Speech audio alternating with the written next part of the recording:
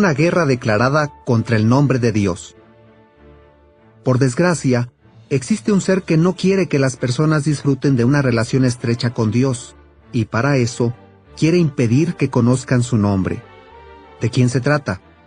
Del mismísimo Satanás, de quien la Biblia dice que es el Dios de este sistema de cosas que ha cegado las mentes de los incrédulos.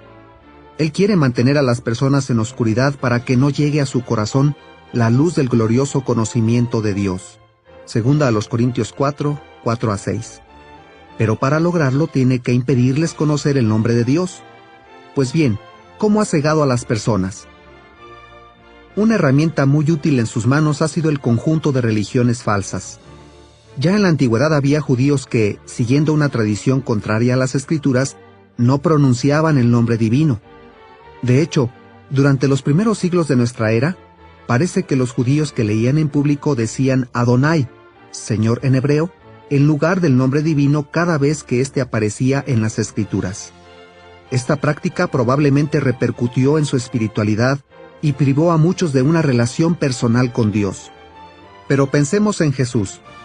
¿Tenía la misma actitud que sus contemporáneos con respecto al uso del nombre de Dios? Jesús y sus discípulos dieron a conocer el nombre divino. En una oración a su Padre, Jesús declaró: «He dado a conocer tu nombre, y lo daré a conocer». Juan 17:26. A juzgar por estas palabras, es lógico concluir que Jesús pronunciaba el nombre divino cada vez que leía, citaba o explicaba porciones de las Escrituras hebreas en las que aparecía dicho nombre. Sin duda, debió usarlo en su ministerio con tanta frecuencia y naturalidad como lo hicieron los profetas de tiempos anteriores. Aun si en aquel entonces ya había judíos que no pronunciaban el nombre de Dios, es obvio que Jesús no pudo ser uno de los que seguían esa tradición. A fin de cuentas, él criticó duramente a los líderes religiosos que habían invalidado la palabra de Dios a causa de su tradición. Mateo 15:6. Sus discípulos fieles continuaron dando a conocer el nombre divino después de que él muriera y resucitara. De hecho, en el Pentecostés del año 33 de nuestra era, precisamente el día en que se formó la congregación cristiana, el apóstol Pedro citó una profecía de Joel en un discurso dirigido a judíos y conversos. Dijo: «Todo el que invoque el nombre de Jehová será salvo». Hechos 2:21. Estos primeros cristianos dieron a conocer el nombre de Jehová y sus propósitos a gente de todas partes. Eso explica las palabras del discípulo Santiago durante una reunión de los apóstoles y los ancianos de Jerusalén. Dios dirigió su atención a las naciones para sacar de entre ellas un pueblo para su nombre. Hechos 15:14. La siguiente es información suplementaria. ¿Empleaban los primeros cristianos el nombre de Dios? En tiempos de los apóstoles, en el siglo I, se formaron congregaciones cristianas en muchos territorios distantes, cuyos miembros se reunían regularmente para estudiar las Escrituras. Pues bien, ¿aparecía el nombre Jehová en sus copias? Por aquel entonces, el griego era el idioma más internacional. Por eso, en muchas congregaciones se empleaba la Septuaginta, una traducción al griego de las Escrituras hebreas que se completó en el siglo II antes de nuestra era. Algunos estudiosos afirman que, desde el mismo principio, se sustituyó el nombre de Dios por el título Kyrios, en griego Señor, pero los hechos indican lo contrario. Ciertos pasajes de la Septuaginta griega datan del siglo I antes de nuestra era. En el texto griego se aprecia claramente el tetragramaton, los 4 caracteres hebreos, correspondientes a las letras YHWH, que representan el nombre Jehová. En una revista especializada, el profesor George Howard escribió: «Contamos con 3 copias de la versión Septuaginta griega de tiempos precristianos, y el tetragramaton nunca aparece traducido por la palabra Kyrios. De hecho, ni siquiera se traduce.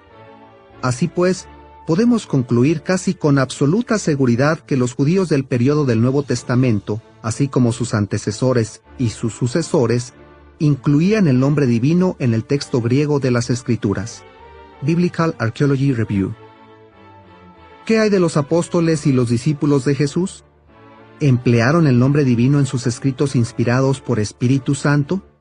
El profesor Howard asegura: podemos concluir sin ningún género de dudas que, mientras se mantuvo la forma hebrea del nombre divino en la Septuaginta que empleaba la Iglesia del Nuevo Testamento, los escritores del Nuevo Testamento incluyeron el Tetragrámaton en sus escritos cuando citaban de ella. Las pruebas demuestran, por tanto, que los primeros cristianos encontraban el nombre de Dios tanto en sus traducciones de las escrituras hebreas como en sus ejemplares de las escrituras griegas cristianas.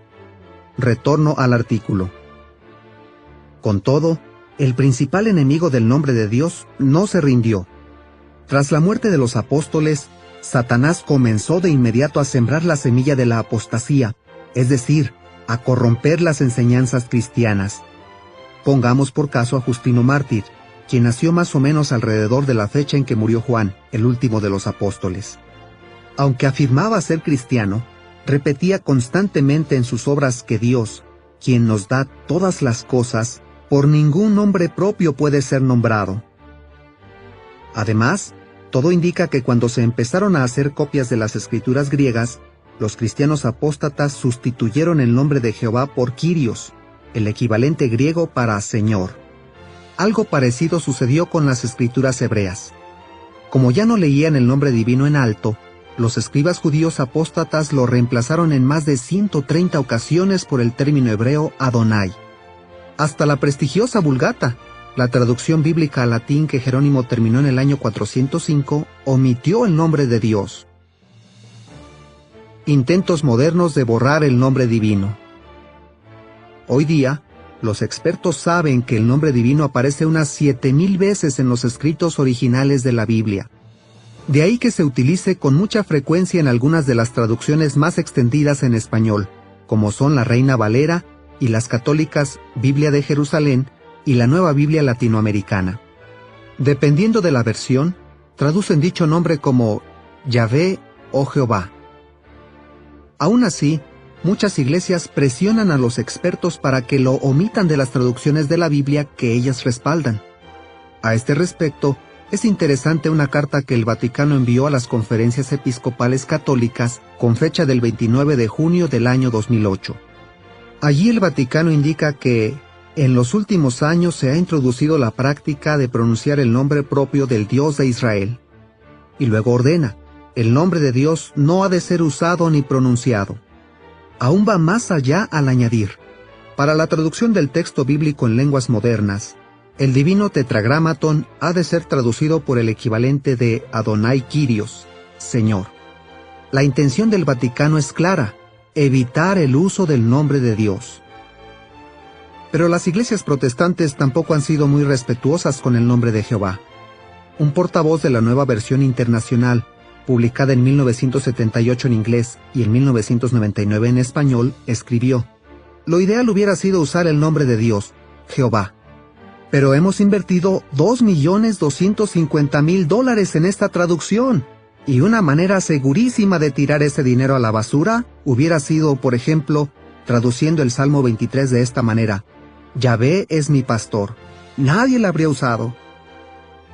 En Latinoamérica, sin ir más lejos, son las propias iglesias las que quieren ocultar el nombre de Dios.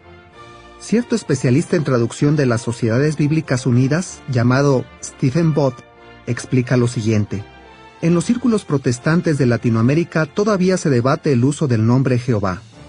Como dato curioso, una de las iglesias neopentecostales más grandes pidió una versión Reina Valera de 1960 en la que se omitiera el nombre Jehová y se empleara en su lugar Señor.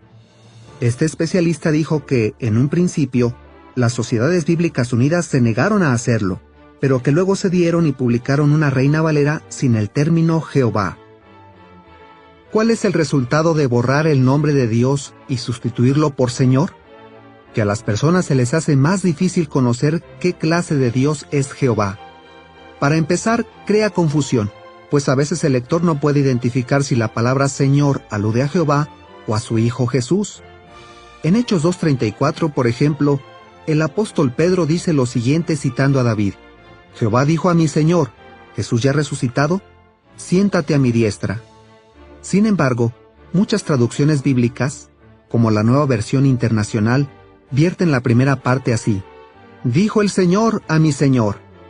En su ensayo Yahvé y el Dios de la teología cristiana, el erudito David Kleins señala otra dificultad.